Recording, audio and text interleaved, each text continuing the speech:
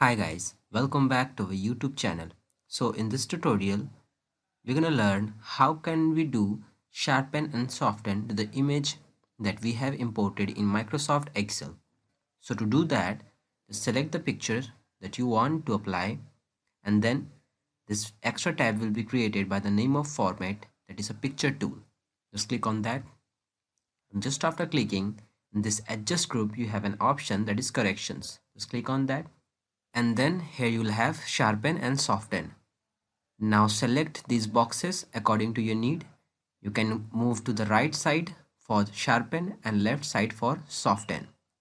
Like if you click on this sharpen 25%, then as you can see, when you keep your cursor over there, then you can see the preview. Okay guys, in sharpen 50% and this soften 50%.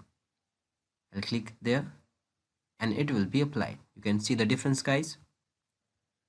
So that's all for today. Thank you. If you really like the content, then please like the video and click subscribe to see more videos like this. And don't forget to share this video with others. You can find the link to complete basics to advanced Excel tutorial in the description below, or you can visit mahagurus.com to see lots of other software courses. Thank you.